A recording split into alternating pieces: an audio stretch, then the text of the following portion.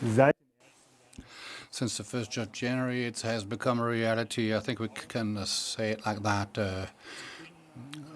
United Kingdom is no longer part of the customs union, the European Union. Trucks coming back to EU are 50% empty. Some deliveries are stopped altogether. Fish starts to stink in the British lorries.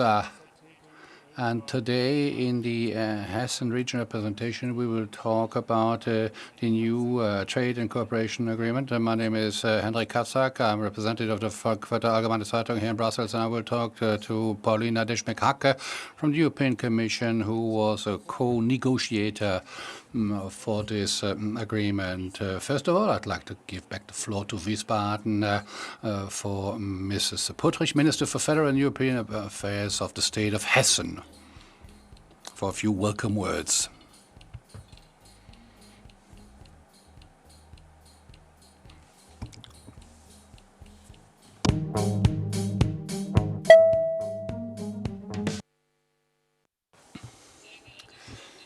Dear Mrs. Dejmek-Hack, dear Mr. Kafsack, ladies and gentlemen, I warmly welcome you again to a very special event at the representation of the state of Hessen in Brussels. This time it's about a trade agreement that finally was made possible between the EU and the UK.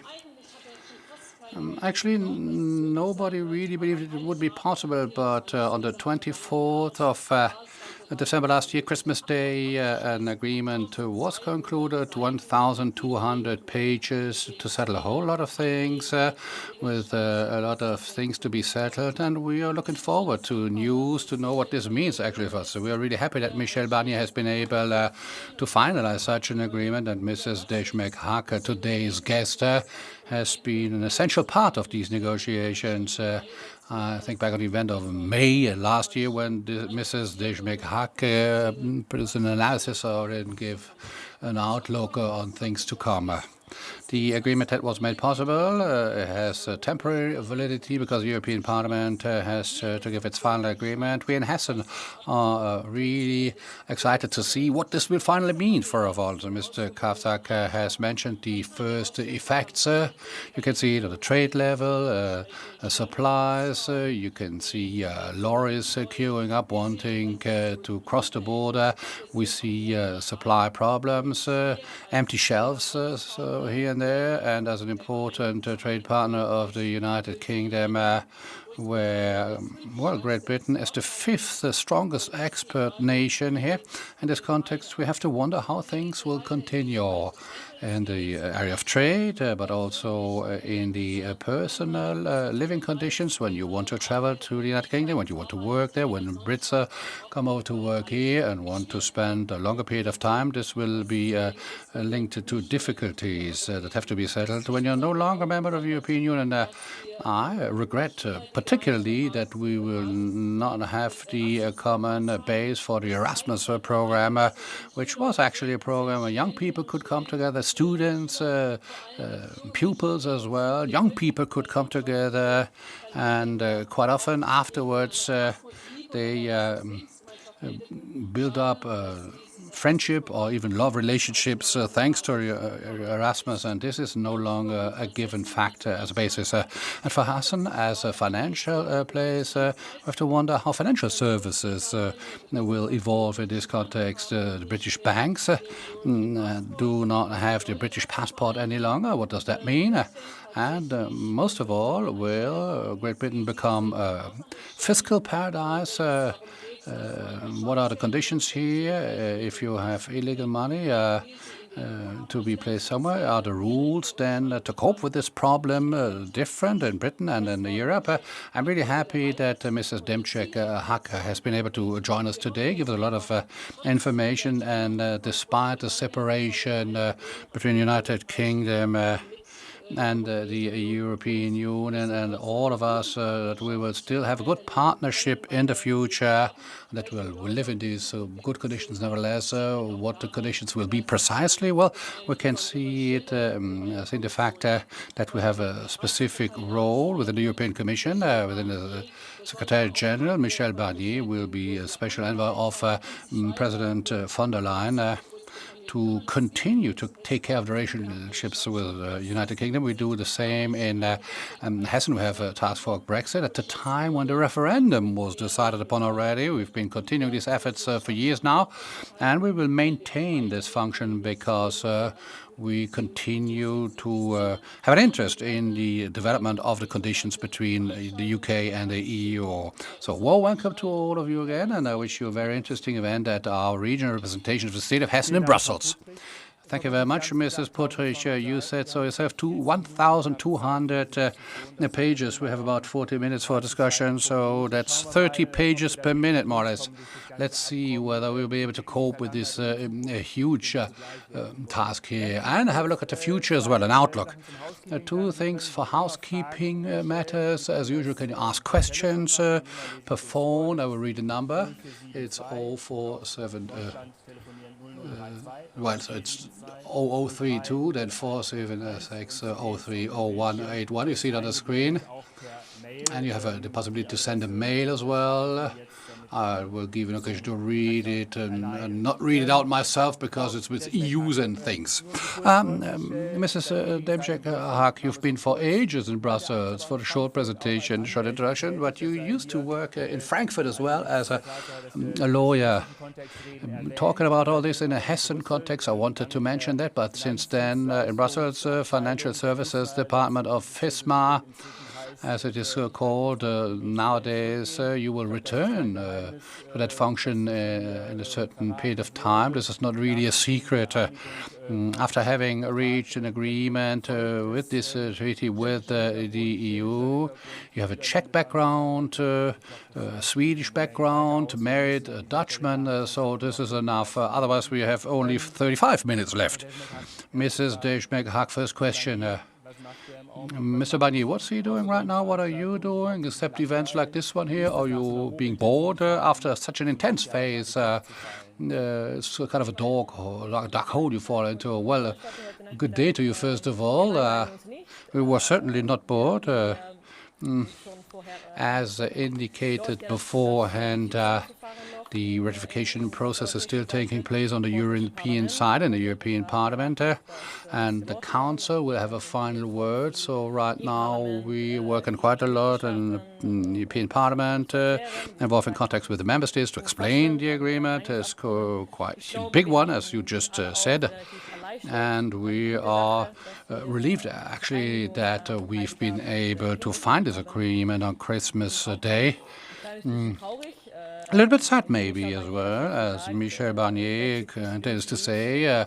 Brexit is a lose-lose situation. There will be no winners or it's a fair treaty or agreement, and it would have been nice if the United Kingdom had stayed with us. But the decision has been made, and now we have to look into the future and try to cope with all the challenges that will be coming up. But until the 28th of February, this will still continue.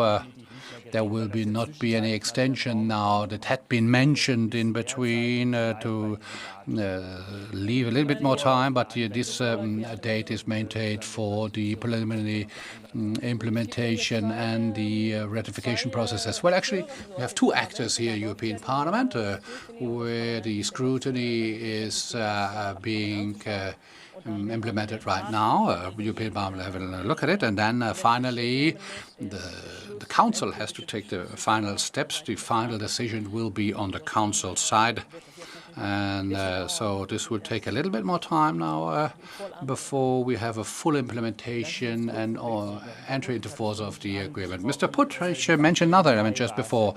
There was an event in May when you came to pay us a visit, and we talked about the Brexit at that time. And at the time you were quite sure, well, maybe not sure, but you said if it's not settled until October, it will be over. And definitely there will be no extension. I couldn't believe it at the time already, because in the Brexit context there had been extensions all the time. It wouldn't become that awful, was my hope. Wouldn't have thought it without having a history seminar here, of course. But what made the difference at the end of the day? What was the context? Can you give us a little bit of an insight in the last days and hours of the negotiations? It was not always easy as negotiations, which is quite normal.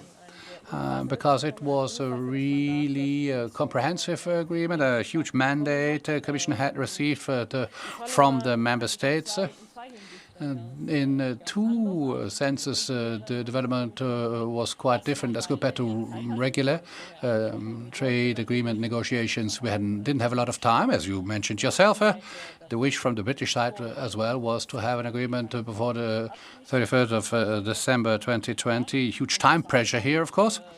And the second point, normally when the EU negotiates a trade agreement, we do this to create more convergence, to reduce trade barriers. And this time it was the other way around. We had the internal market as initial situation, and the intention of the agreement was to create new barriers.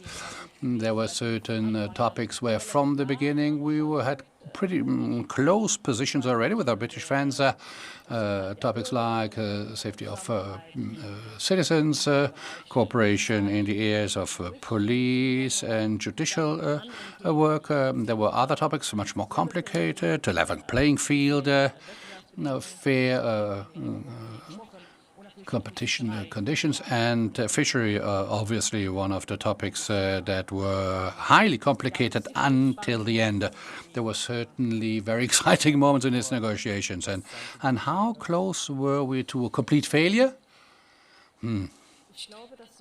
I think it's always difficult to say, of course, but if you asked this question to Mr. Maillet, he would have had an opinion. Personally, for me, I had the impression that there was the willingness on both sides to find an agreement. But as mentioned, there were a few points where it was not quite so evident to find agreement. So there was another question as well. Did the Brits leave for ideological reasons? And are they against certain demands from the EU side, to level playing field and others? So for ideological reasons, do they postpone negotiations, or are they really cool poker faces to try and find really the best result possible and leaving nothing to the EU? What was the driving force here from your point of view? Well, it has become quite clear during the negotiations to all of us that obviously there was a political positioning from Great Britain or the United Kingdom. It was ideological as well, because you had the referendum at the time, of course, the whole campaign beforehand, the Theresa May phase.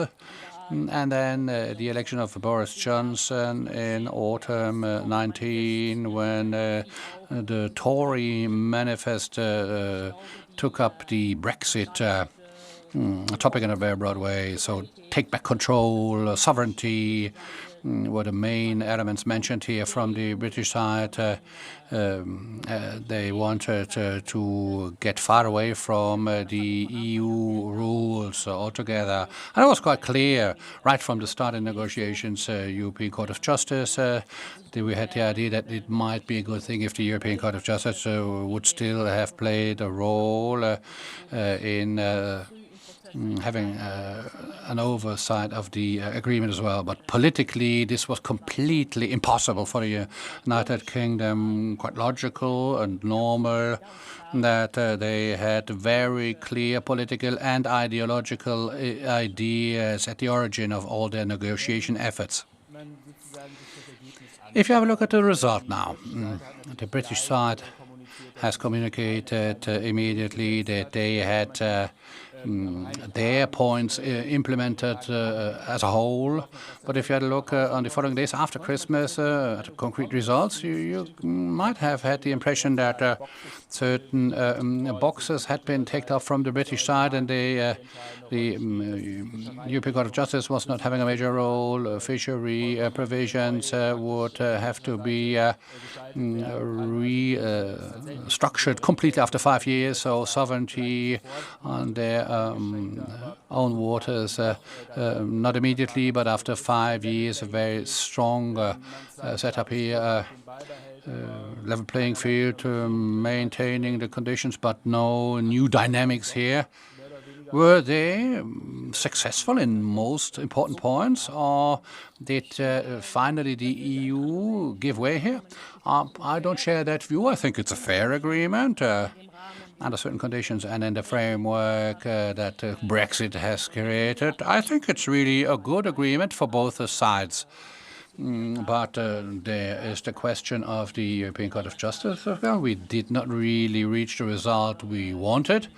But in topics as a level playing field that you just mentioned, well, the British side wanted hardly anything at all as a level playing field and a control of subsidies. For instance, finally, a toolbox was set up, which is quite solid.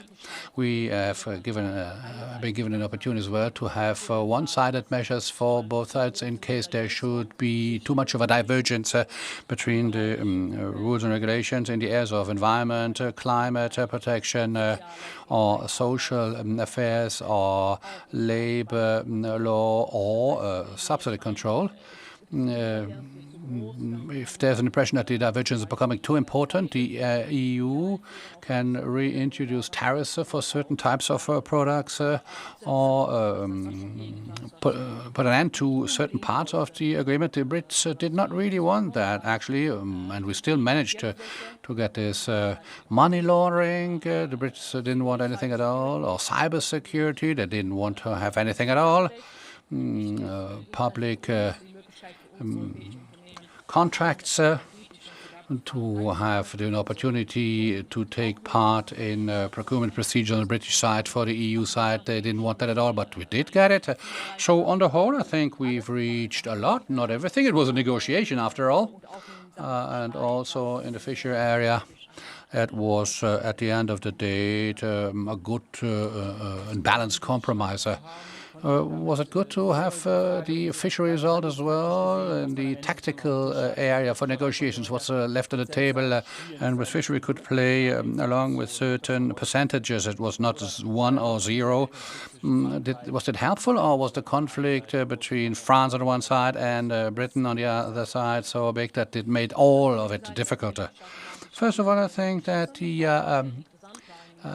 member states had closed ranks, all of them. This went back to the referendum times, and when the exit agreement was negotiated, which is still put into practice right now, on parallel with the new trade agreement, and all member states were in full solidarity in the phase of the exit agreement with Ireland, and now with the new topics in the trade agreement phase as well. Not all have the same interest in this topical area, obviously, but I have to say that everybody was in agreement here that fishery was really important for Europe, and the position was really in close ranks for the whole negotiations. We have said all the time that the trade agreement, goods and services, is linked closely with the fishery area. The Brits wanted an independent fishery agreement right from the start, and we said no, it's a package. Fishery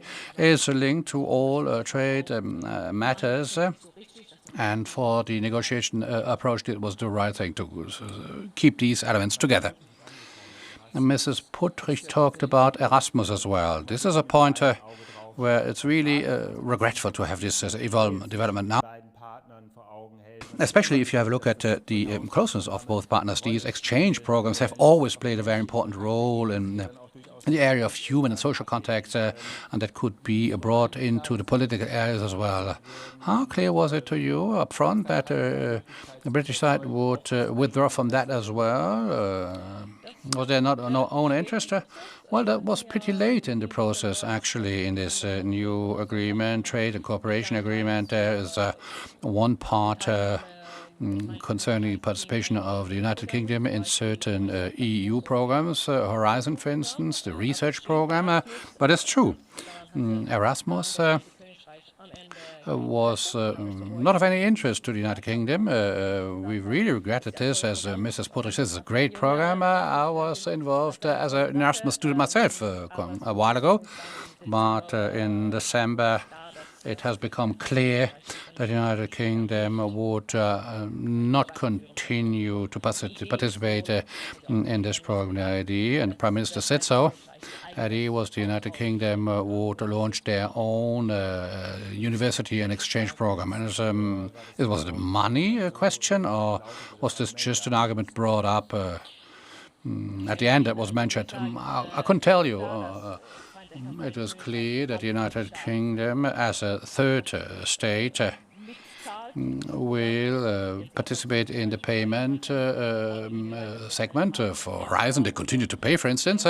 But whether this was for Erasmus a matter of money or not, I couldn't tell you. But it was clear that they were not interested any longer in the Erasmus program. Let's come back to the present times and have a look at how things evolved since the 24th of December. We have not the impression that both sides, I will not mention one of them more particular, but both have not really said from the 1st January onwards, everything is over now, and now with the new positive spirit, we will get ourselves into the new year, the new phase. I will not talk about AstraZeneca because there's way too many rumors and you don't really see what's going on. But the role of the EU ambassador in London, well, it's not really a very successful start into the new relationship. Or how would you see that?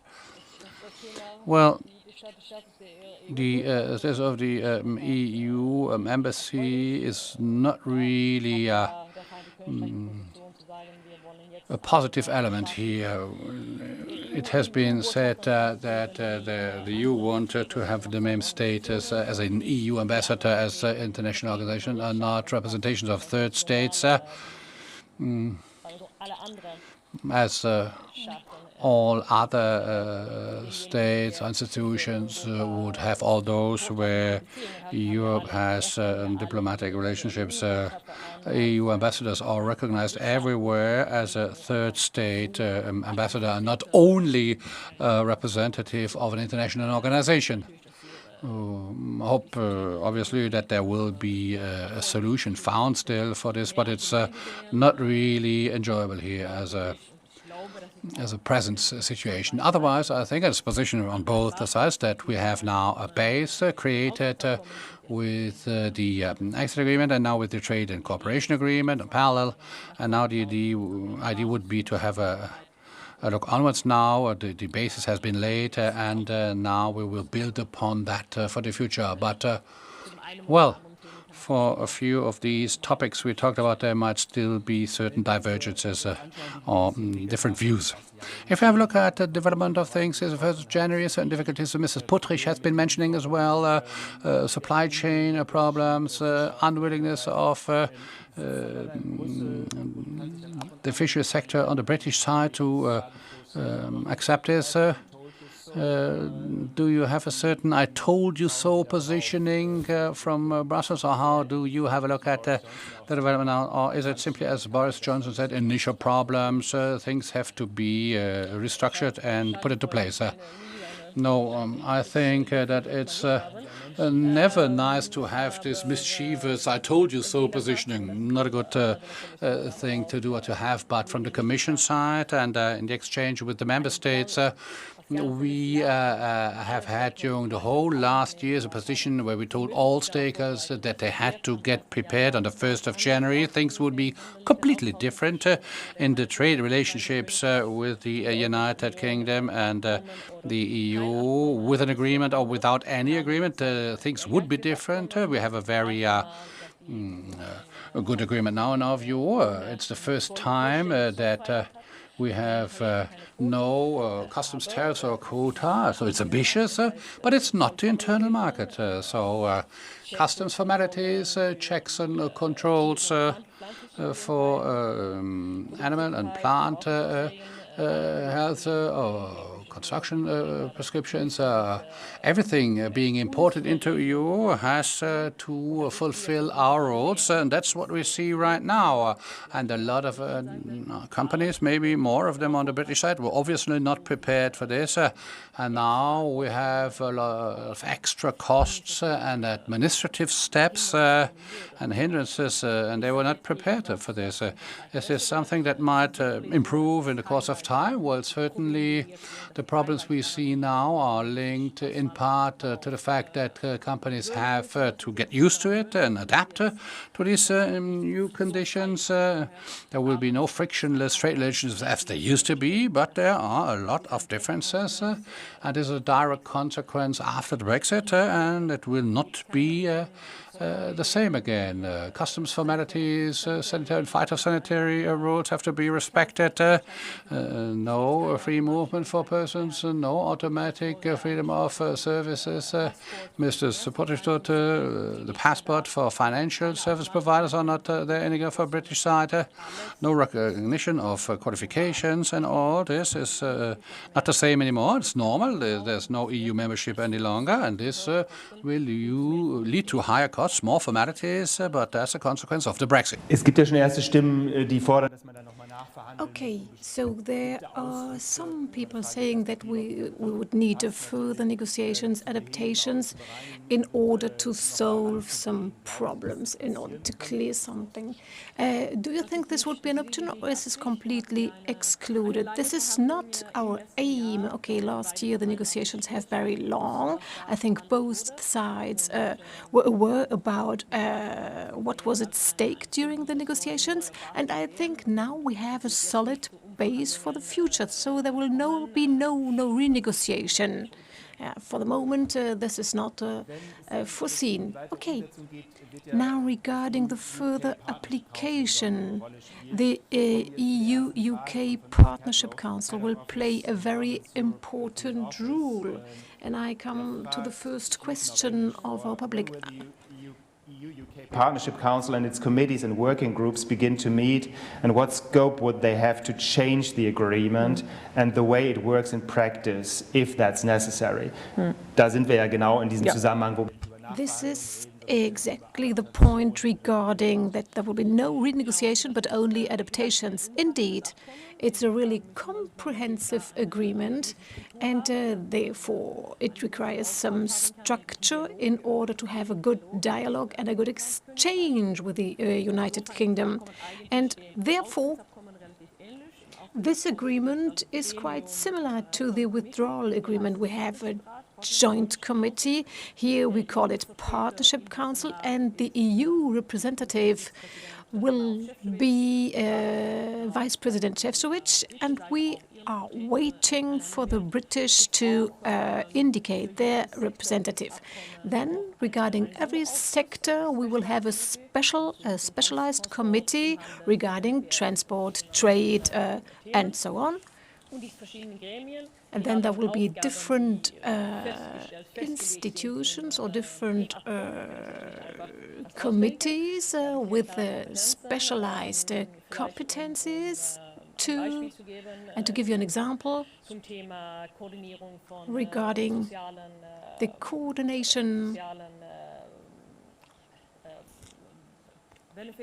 of social benefits,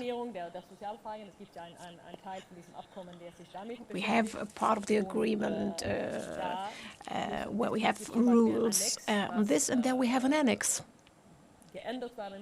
An annex that has to be changed should the member states say that we have a new kind of pension in our system. Then we have to revise this annex, which would be a task of this special committee for social questions, social affairs. Then regarding transport, we have another annex with very detailed rules regarding the working time of drivers and working conditions or conditions of the lorry. So if there was a change, a legal change, then we would have an annex to be modified, and this would be a task for the special committee and the Council of Partnership. So these are really specific tasks which are fixed in this agreement. And regarding the limit, will this take as soon as possible? Yeah, we have nominated our representatives. Now it's up to the United Kingdom. But of course, it's very important to make sure that these institutions, that these bodies will be able to start their work as soon as possible. Now the European Parliament is not that happy.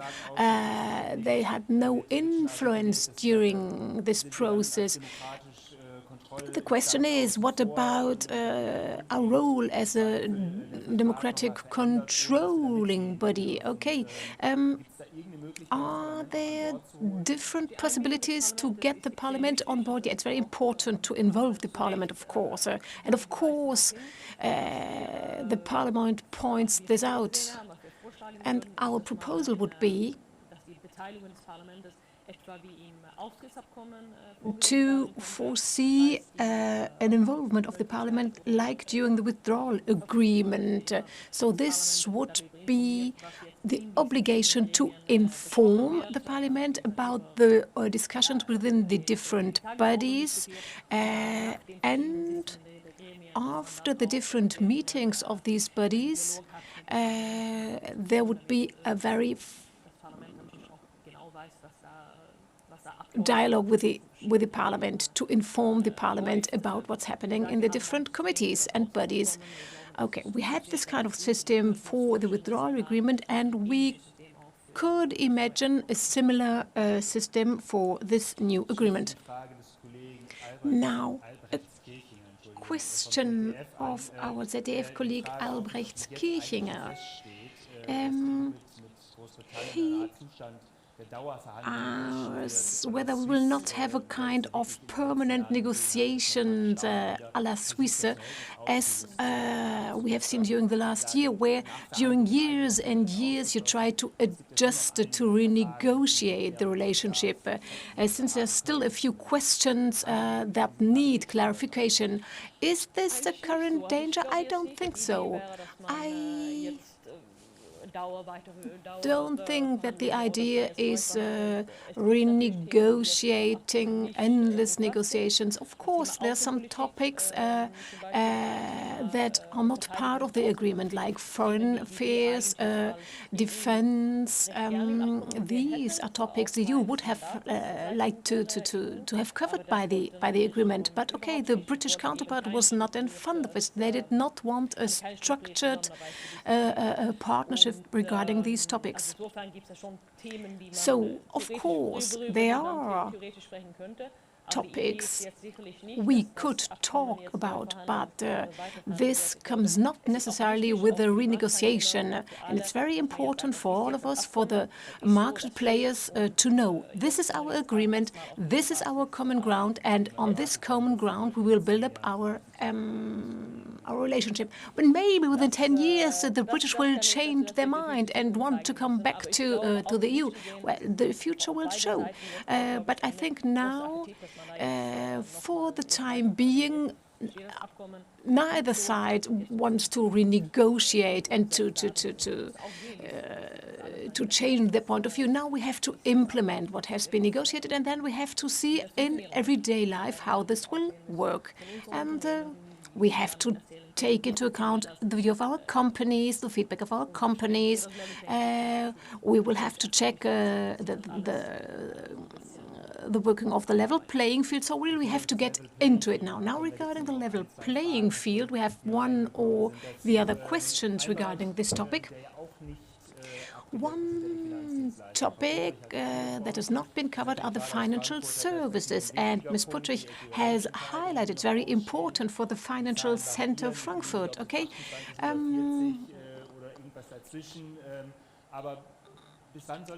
Until when do we want to have an agreement here, or something here? In December, you said that the time limit would be March. Yeah, regarding the financial services, to be very explicit, they are covered by the agreement, but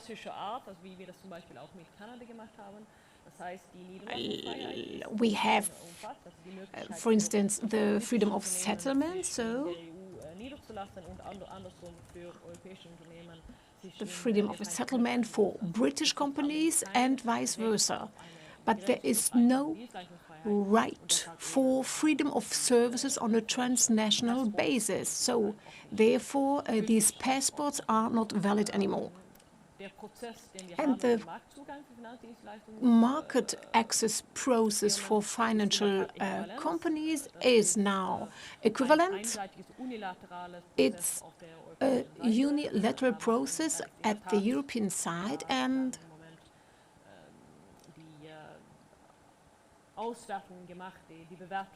currently the evaluation of the British system in different sectors is taking place. But as always, regarding the equivalence decisions, we have to examine this. We have to examine what would be in the interest of the European Union. And there we have the evaluations, these controls, which are not only about our present situation, but also about what will be the future. We also have to take into account how things will evolve in the future, and this is something we really have to examine in detail. We have to examine what Great Britain will do regarding the regulation of financial markets. Then we have our memorandum, or we are currently busy with the memorandum of understanding regarding a structure for cooperation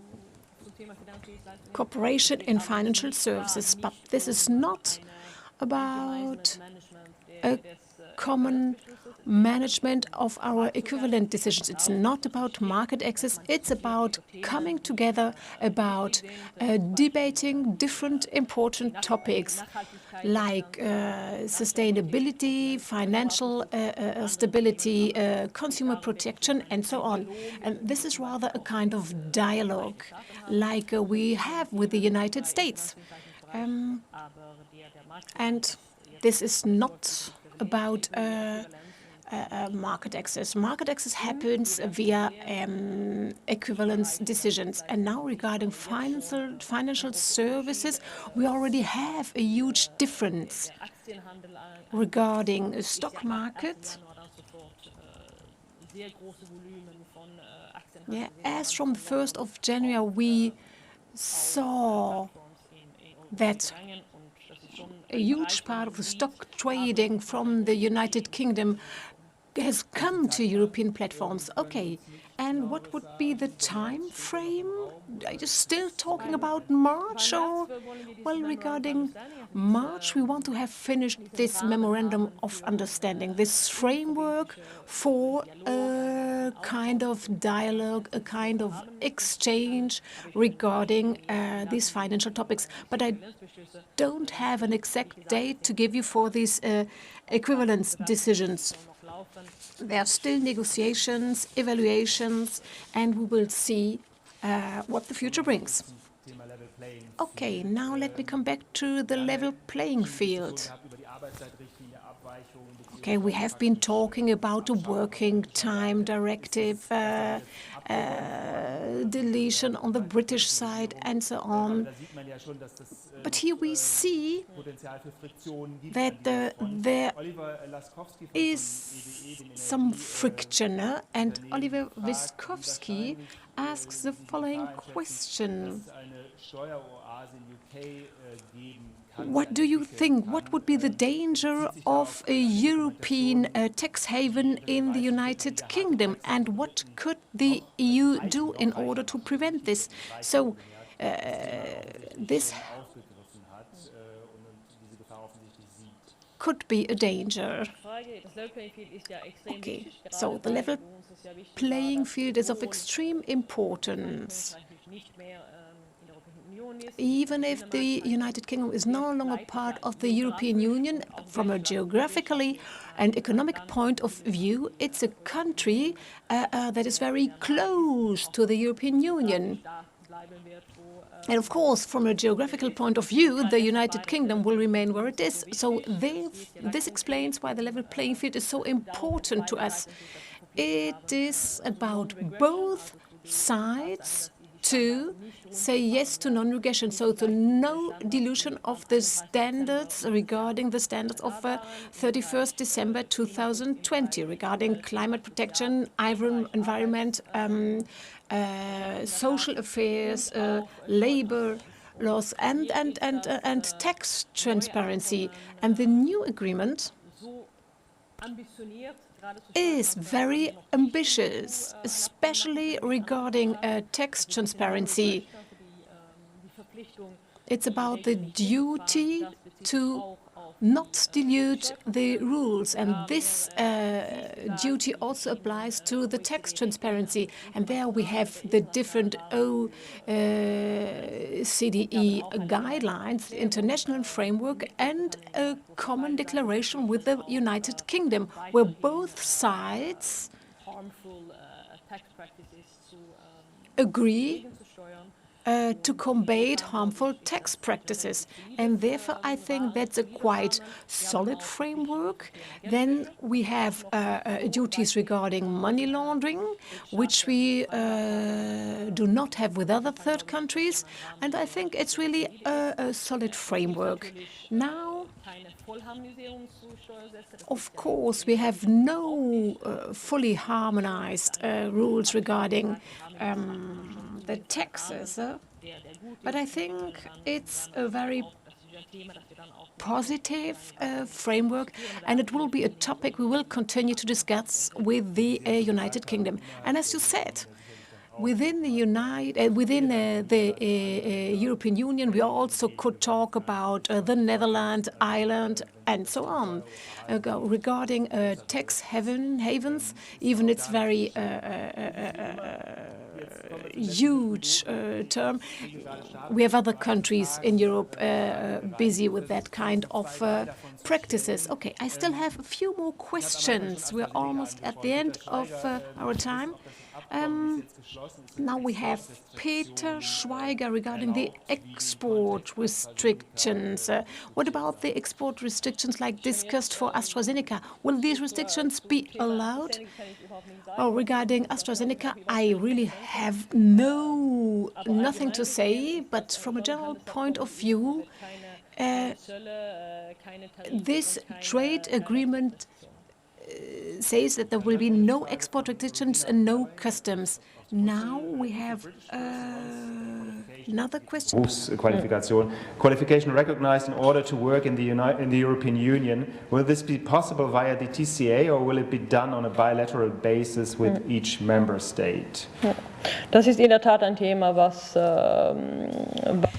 This is a very interesting topic. Yes, we are planning a cooperation regarding the recognition of vocational qualifications. So this would not take place on an automatic basis, but there will be bilateral agreements. Okay. So this would be a United Kingdom and Germany, or United Kingdom and Belgium. Okay, then one or two questions regarding Erasmus. We have Rolf Kahn from Hessen. He wants to know whether you can say something about the new program, the following program for the Erasmus program on the British side. No, I have no information. The British Prime Minister said that this is something the United Kingdom wants to set up, but I don't have any further information.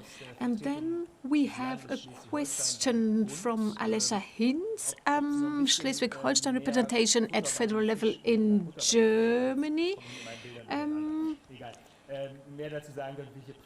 Regarding concrete problems which are currently being communicated to the European Commission. What do you mean? I think she wants to know more about the practice since 1st of January 2021. So as we see it until now, we can say that our member states were very well prepared, so had not to face many problems. And if we read the newspaper, then indeed we see that it's especially on the British side that people had to experience many problems. So I have the general impression that our member states were well prepared. Of course, now and then there are some difficulties. But basically, we have the impression that our preparation was sufficient in order to help the companies that have an important exchange with the United Kingdom to anticipate. So this means that there are no permanent feedback regarding different problems. Yeah, of course, we have direct contact with the member states, but and that we are busy with the monitoring, with the application, we are busy with the correct organization, the establishment of structures to make sure that citizens and companies can contact when they have a problem with the application of this agreement. And we have made that kind of experiences with other agreements. We have the single entry points, for instance, for companies, where companies can contact the European Commission. So these kind of structures have to be continued, have to be built up even more. Okay, and regarding the member states, there is no turmoil regarding unexpected consequences. As far as I know, I don't have the impression that there are huge difficulties we could not anticipate. Okay, then another topic I would like to touch upon, because the question is, what would be the impact on the energy market? Okay, and I think here the question is not about the climate protection, but regarding the energy. It's a very important topic. And I think this agreement is a very good example of a more comprehensive agreement, like normal, like classic trade agreements, since we have a chapter on energy. And of course, the United Kingdom is no longer part of the single market for energy, but we have planned a kind of trade for electricity with the United Kingdom. We have prepared a system for this kind of cooperation. And as you said, Mr. Kafsack, we have our climate targets, and within these climate targets, we have the possibility to link the carbon system of the United Kingdom to the EU carbon system. And then we have the cooperation regarding the North Sea and regarding the renewables. So I can say that this is a quite solid, a quite comprehensive chapter on energy and on exchange, on but of course it's not like it was in the past. Okay, Ms. Dejmek-Hack, thank you very much for this discussion. Maybe, I think it was a very interesting discussion, maybe as interesting as the last stage of your negotiations. Of course, we have many more questions to ask. Maybe we can send you one of these questions so you can answer them afterwards. But I would like to thank our audience, and I would also like to highlight that should you have missed our live stream, you still can find it on the website of the YouTube channel Hessen, Berlin and Europe. Thank you very much, and I wish you a nice afternoon. See you next time. Thank you.